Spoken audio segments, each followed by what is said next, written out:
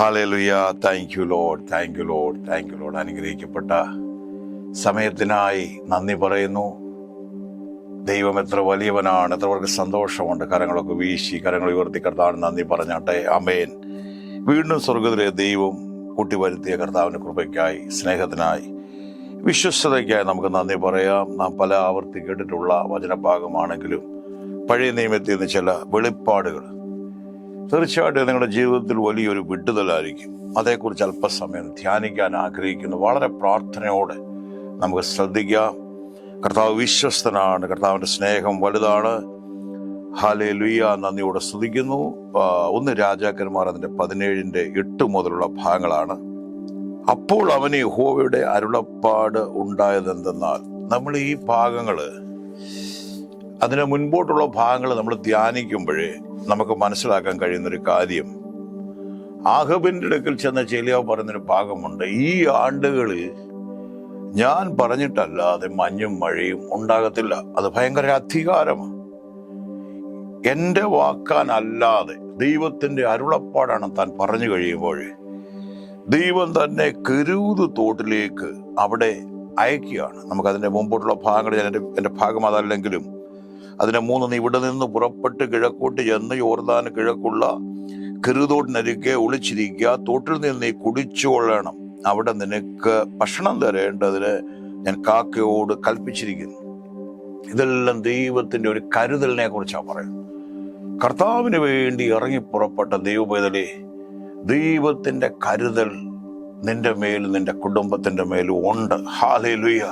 U have to believe that. നമ്മളത് വിശ്വസിക്കണം.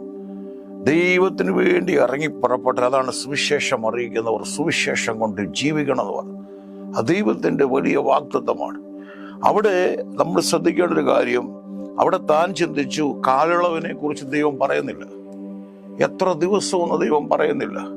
താൻ വിശ്വസ്തയോടെ ദൈവസന്നിധിയിൽ ഇരിക്കുകയാണ്. ഞാൻ നന്ദിയോടെ സ്തുതിക്കുന്നു. കരുതലിനായി, ദൈവത്തിൻ്റെ കൃപയ്ക്കായി ഞാൻ സ്തോത്രം ചെയ്യുന്നു. ഹല്ലേലൂയ.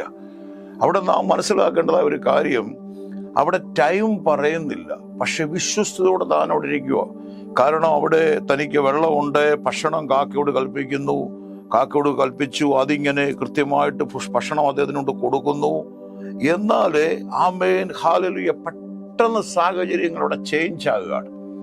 അപ്പൊ ദൈവത്തിന് വേണ്ടി ആയിരിക്കും ദൈവവേദനയെ നമ്മളായിരിക്കുന്നിടത്തോളം ദൈവത്തിൻ്റെ ഒരു കരുതൽ നമ്മുടെ മേലും നമ്മുടെ കുടുംബത്തിൻ്റെ മേലും ഉണ്ട്. നമ്മളത് വിശ്വസിക്കണം.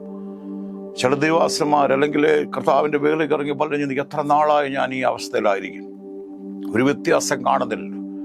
കെരൂതോടിൻ്റെ അനുഭവം പോലെ ആയിരിക്കുകയാണ്.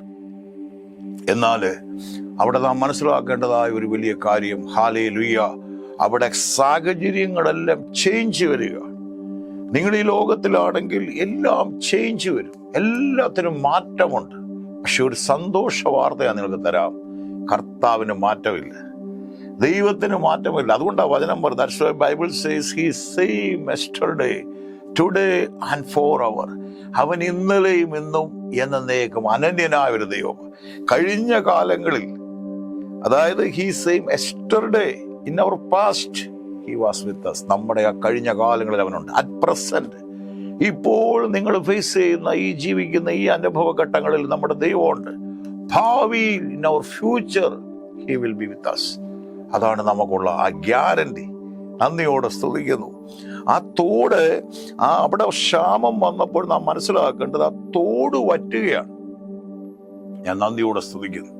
വചനത്തിന്റെ വാതിലുകളെ തുറന്നിരുന്ന പരിശുദ്ധാത്മാവിനെ നന്ദി പറയുന്നു. അവിടെ ആ ക്ഷാമത്തിൽ തോട് വറ്റുമ്പോൾ പെട്ടെന്ന് താൻ ദൈവത്തിന്റെ ഒരു ശബ്ദം കേൾക്കുകയാണ്. ഞാൻ ആ ഭാഗത്തേക്കാണ് ഞാൻ വരുന്നത്. നന്ദിയോടെ സ്തുതിക്കുന്നു. അവിടെ ഹല്ലേലൂയ, അവിടെ യഹോവയുടെ അരുളപ്പാട്, നീ എഴുന്നേറ്റ് സീദോനോട് ചേർന്ന സരാപത്തിലേക്ക് അവിടെ പാർക്ക, നിന്നെ പുലർത്തേണ്ടതിന് അവിടെയുള്ള ഒരു വിധവയോട് ഞാൻ കൽപ്പിച്ചിരിക്കുന്നു. നന്ദിയോടെ സ്തുതിക്കുന്നു. ഞാനൊരു വിധവയോട് കൽപ്പിച്ചിരിക്കുക നിന്നെ പോറ്റേണ്ടതിന്. നമ്മൾ വളരെ പ്രാർത്ഥനയോട് ശ്രദ്ധിക്കേണ്ട ഒരു കാര്യം, വിധവയെന്ന് പറയുമ്പോൾ നമുക്കറിയാം ഒത്തിരി പരിമിതികളുണ്ട്. ഒരു വിധവയോട് കൽപ്പിച്ചിരിക്കുന്നു പറയുമ്പോൾ ഏത് തരത്തിലുള്ളൊരു വിധവയാണെന്ന് പറയുന്നില്ല. അവിടെ താൻ അനുസരിക്കുന്നതായിട്ടാണ് കാണുന്നത്. അപ്പം ദൈവം ആദ്യം മുതലേ പഴയ നമ്മുടെ പിതാക്കന്മാരുടെ അനുഭവങ്ങൾ നോക്കിയാൽ അവിടെയെല്ലാം നമുക്ക് മനസ്സിലാക്കാനായിട്ട് കഴിയുന്നൊരു കാര്യം, അവർ ദൈവത്തെ അനുസരിക്കുകയാണ്. They were fully obedient. അപ്പൊ അനുസരിക്കാൻ നമുക്ക് കഴിയുമെങ്കിൽ, യശയ്യാവിന്റെ പുസ്തകത്തിൽ പറയുന്നത് എങ്ങനെയാണ്? മനസ്സ് വെച്ച് കേട്ടനുസരിക്കുന്നെങ്കിൽ ദേശത്തിന് നന്മ അനുഭവിക്കും. Willing and obedient. അപ്പൊ അനുസരണമാണ് അവിടെ നമ്മൾ പ്രത്യേകം ശ്രദ്ധിക്കേണ്ട ഒരു കാര്യം. അവിടെ ചോദ്യങ്ങളില്ല. അയ്യോ, ഇവിടെ ഇരിക്കാനല്ലേ പറഞ്ഞത്, ഇനി ഞാൻ എവിടോട്ടാ പോകണ്ടേ? അതും ഒരു സമ്പന്നന്റെ വീടാണോ, സൗകര്യമുള്ളതാണോ, അവിടെ എനിക്ക് അതിന് വേണ്ട കാര്യങ്ങൾ ലഭിക്കുമോ? ചോദ്യങ്ങളൊന്നുമില്ല. അനുസരിക്കുക. എന്നെ കേൾക്കുന്ന ദൈവത്തിന്റെ പൈതലെ, അനുസരിക്കാൻ നീ തയ്യാറാണെങ്കിൽ ഒരത്ഭുതം ചെയ്യാൻ ദൈവത്തിന്റെ കരമുണ്ട്. ഞാൻ വചനത്തിലെ വാതിലുകളെ തുറന്നിരുന്ന പരിശുദ്ധാത്മാവിനെ നന്ദി പറയുന്നു.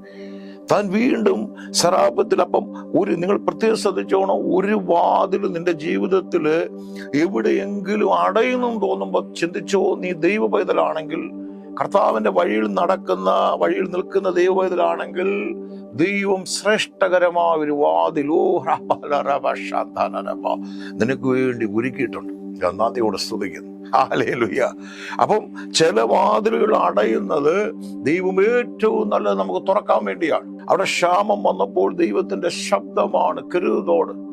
വെളിപ്പാട് പുസ്തകം വായിക്കുമ്പോൾ, I set before you an open door, no one can shut. ആർക്കും അടയ്ക്കാൻ കഴിയാത്ത ഒരു വാതിൽ ഞാൻ നിനക്ക് വേണ്ടി തുറന്നു വെച്ചിരിക്കുകയാണ്. കരങ്ങൾ ഉയർത്തി കർത്താവിന് നന്ദി പറഞ്ഞാണ്. അപ്പൊ ദൈവം നമുക്ക് വേണ്ടി ഏറ്റവും വലുതും വിശാലവുമായ ഒരു വാതിൽ നമുക്ക് വേണ്ടി തുറന്നു വെച്ചിട്ടുണ്ട്. അടഞ്ഞ അനുഭവങ്ങൾ ഒന്നും കാണുന്നില്ലല്ലോ. ഹല്ലേലൂയ. ഒത്തിരി നാളായല്ലോ, ധാരാളം വാഗ്ദത്തങ്ങളുണ്ടല്ലോ, ഒന്നും കണ്ണിന് കാണുന്നില്ല. ഭാരപ്പെടണ്ട, നന്ദി പറഞ്ഞുകൊണ്ടിരിക്കുന്നു. Keep thanksgiving to God. ദൈവത്തിന് നന്ദി പറഞ്ഞുകൊണ്ടിരുന്നു. അവന്റെ സമയത്ത്, ചില കുടുംബങ്ങളോട് പരിശുദ്ധാത്മ പറയുന്നു, ബലമുള്ള കൈക്കീഴിൽ താണിരുന്നു. തക്ക സമയത്ത് അവന് ദൈവത്തിന്റെ ടൈം ഉണ്ട്. His due time. Amen. He will lift you up in his time. He will exalt you in his, not our time. കർത്താവിന്റെ സമയത്ത് ഞാനതൊക്കെ തുറന്നു വരൂ. വിധവയോട് ഞാൻ കൽപ്പിച്ചിട്ടുണ്ട്. ഇതിന് മുൻപോട്ടുള്ള ഭാഗങ്ങളിലേക്ക് നമ്മൾ വരുമ്പോഴേ അവിടെ കൽപ്പിച്ച രീതിയിലുള്ള യാതൊരു വിധപരമായ സമീപനങ്ങളും വിധവയിൽ നിന്ന് കാണുന്നില്ല. ഇപ്പൊ ഞാനൊരു സ്ഥലത്തേക്ക് ഞാൻ പോവുകയാണ്, ഞാൻ ഒരാളോട് പറയുകയാണ്, എനിക്ക് ഇന്നിടത്തോട്ട് പോകുക. അപ്പൊ അവിടെ ഒരു അപരിചയമുള്ള ആ കാര്യത്തിൽ ഇൻഫ്ലുവൻസ് ഉള്ള ഏതെങ്കിലും വ്യക്തിയാണെങ്കിൽ, ഓക്കെ, ഞാനൊരു ലെറ്റർ തരാം, ചെന്ന്, അല്ലെങ്കിൽ ഞാൻ അവിടെ വിളിച്ച് പറഞ്ഞേക്കാമെന്ന് ചെല്ലുമ്പോൾ എനിക്ക് അവിടെ ഒരു പരിഗണന ലഭിക്കുകയാണ്. അവിടെ ഏലിയാവ് ഈ സഹോദരിയെ കാണുമ്പോൾ യാതൊരു തരത്തിലുള്ള ദൈവം പറഞ്ഞെന്നെ വിട്ടതാണെന്നോ അങ്ങനെയുള്ള കാര്യങ്ങളൊന്നും പറയുന്നില്ല. അവിടെ പറയാനുള്ളൊരു ഭവനമോ സാഹചര്യമല്ല. താൻ അവിടെ ചെല്ലുമ്പോൾ തനിക്ക് കാര്യങ്ങൾ മനസ്സിലാകുകയാണ്.